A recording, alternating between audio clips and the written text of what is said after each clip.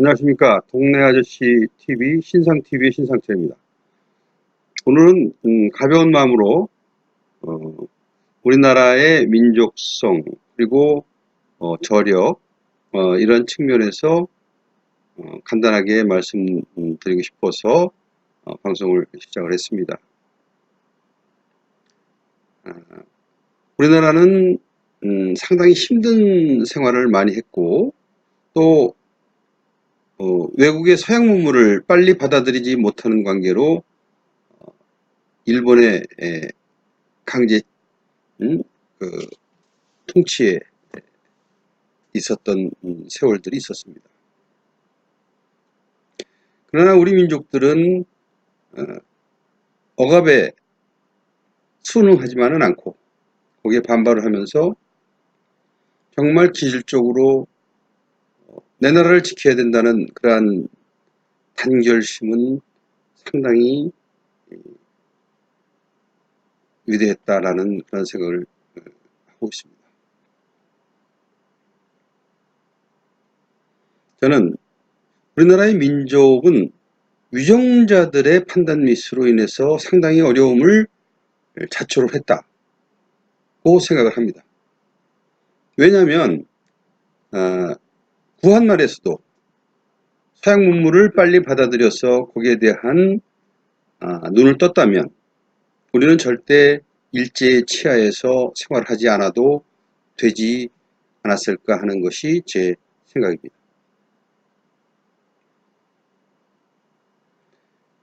일제 치하에 벗어나자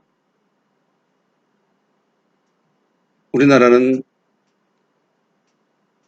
공산당과 또 남한의 이승만과 이렇게 대립하는 구도를 가지고 생활을 하고 있었습니다.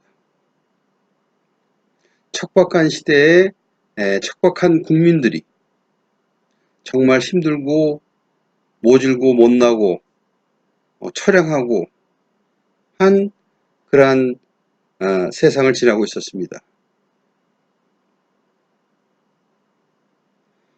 그러나 우리나라의 국민성인 근본적으로 끈기 있고 또 저항하는 그러한 민족성 그리고 우리나라만이 가질 수 있는 저는 식구라는 그러한 단어 자체가 전 세계 어디서도 없는 유일한 나라가 우리나라라고 생각합니다. 가족을 식구라 했습니다. 외국에서의 가족을 우리나라에서는 식구라고 했습니다. 그만큼 척박한 생활을 했고 굶주린 생활을 했다는 그러한 의미겠죠.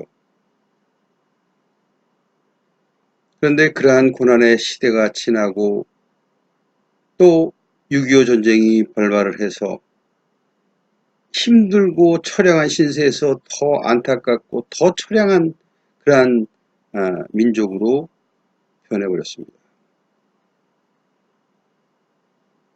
전 세계의 언론에서도 저 나라는 이제는 일어서기 힘들다고 이야기할 정도로 피폐하고 또 자원이나 이러한 모든 것 자체가 전혀 가지고 있지 않은 정말 힘들고 가난한 그러한 나라였습니다. 여러분, 저는 그렇게 생각합니다. 이런 나라에서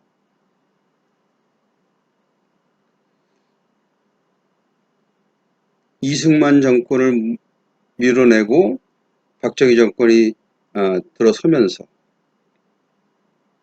새마을 운동으로 잘 산다는, 잘 살 수 있다는 희망을 가지고 새마을 운동을 갖고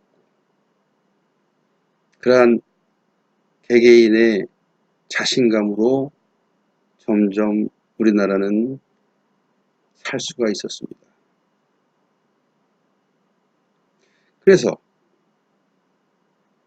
우리나라의 교육열과 끈질김과 부지런함을 무기로 지금 조금 잘 살게 되는 그러한 세상들이 점점 다가왔던 것이죠.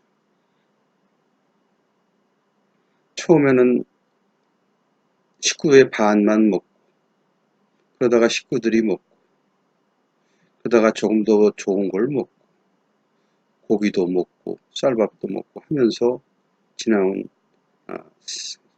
시절이었습니다.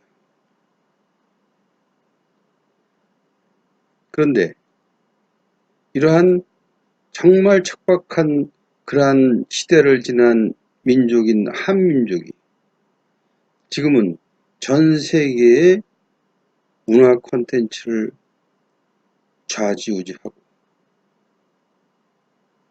전 세계의 4차 산업혁명의 가장 근원이 되는 반도체를 좌지우지하는 그러한 나라가 되었습니다. 우리나라의 문화 콘텐츠의 상징인 BTS, 그리고 우리나라 4차 산업혁명의 쌀이라고 불리우면서 꼭 필요한 반도체, 그리고 삼성전자의 133조 투자를 결정한 시스템 반도체 시장, 비메모리 반도체 시장 자체는 앞으로 엄청나게 커질 거라고 저는 생각을 합니다.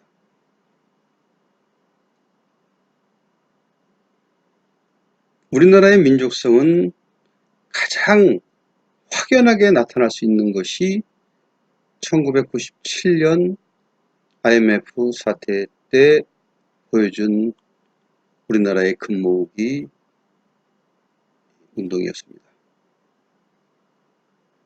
전 세계가 놀라고 저는 이렇게 판단합니다. 다른 어떤 사람은 어떻게 판단할지 몰라도 세계의 유대인 투자자 조지 소로스가 우리나라의 금모으기 운동을 보고는 감동을 했다고 저는 생각을 합니다. 조지 소로스라는 사람이 유대인인데 유대인의 교육과 한국인의 교육의 공통점을 발견하지 않았나, 민족성의 공통점을 발견하지 않았나 하는 것이 제 개인적인 생각입니다. 저는 그렇게 생각을 합니다.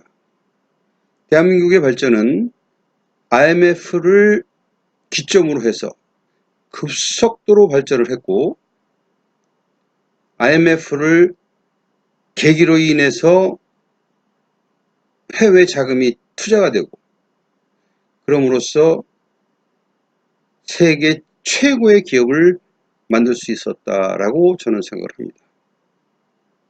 이러한 경제의 힘이 또 BTS와 같은 문화 콘텐츠를 점령할 수 있는 문화 콘텐츠의 그 대통령으로서 활동할 수 있는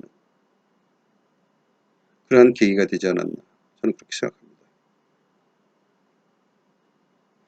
BTS도 처음에는 그렇게 유명하거나 잘나거나 그런 그룹은 아니었습니다.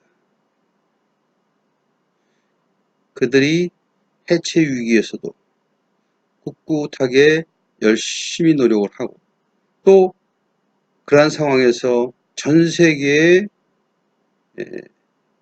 팬들과 소통하는 그러한 콘텐츠를 계속 만들고, 그러한 노력들이 지금 현재 BTS를 만들었다고 저는 생각을 합니다. 우리나라의 삼성전자도 마찬가지입니다.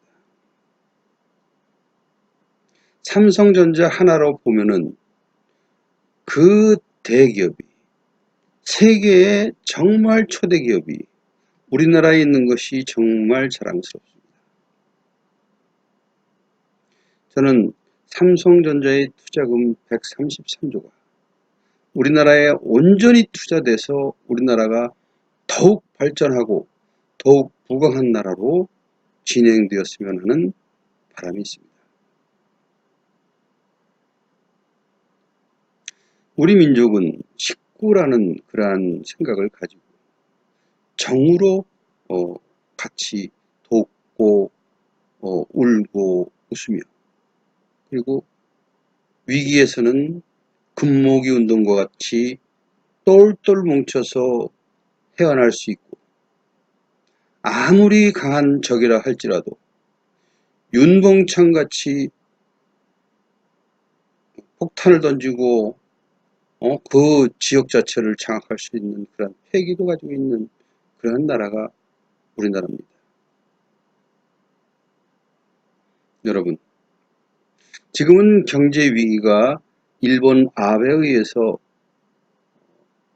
상당히 심각한 상황으로 진행되고 있는 것은 사실입니다. 저는 단언코 이러한 경제 위기는 곧 극복하리라 저는 생각을 합니다. 그것은 우리나라 국민들의 저력을 믿기 때문입니다. 그러나 제가 가장 걱정하는 것은 위정자들의 판단이 잘못될까봐. 우리나라는 항상 위기에 위정자들의 판단 때문에 우리나라는 한 단계 발전할 것을 후퇴하는 지경에 있었습니다. 저는 그것이 가장 두렵고 안타깝고 한 그런 생각입니다. 여러분, 문재인 정부가 올바른 판단을 하고, 제 생각은 미국과 협력을 돈독히 하고 일본과 협력하고 그렇게 조금만 더 진행이 된다면, 제 생각에는 2, 3년 혹은 길면은 한 5년 정도, 10년 정도만 같이 똘똘똘똘 뭉쳐서 버틴다면 앞으로 잃어버린 만주 땅도 저희가 관리할 수 있다는 것이 제 생각입니다. 그러한 근거는 미국이 중국을 분할할 것이다라는 생각을 가지고 있기 때문에 저는 더 문재인 정부가 미국과 협력해야 된다고 생각을 합니다. 만주를 관리할 수 있는 나라는 역사적으로 대한민국뿐입니다. 발해와 고구려 그러한 시대에 저희 땅이었었고 저희 민족이 관리하던 그러한 토지였기 때문에 우리가 관리할 수 있는 가능성이 높다라는 것이 제 개인적인 생각입니다.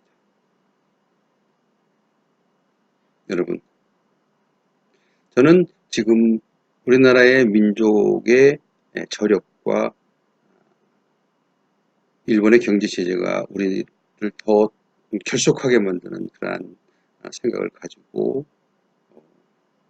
말씀드리고 있습니다. 그러나 문제는 위정자들의 판단입니다.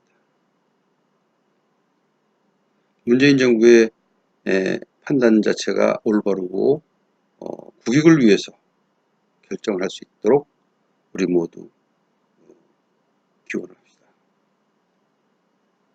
구독과 좋아요 버튼 꼭 눌러주시고 또 더 좋은 생각을 가지고 찾아뵙겠습니다. 대단히 감사합니다.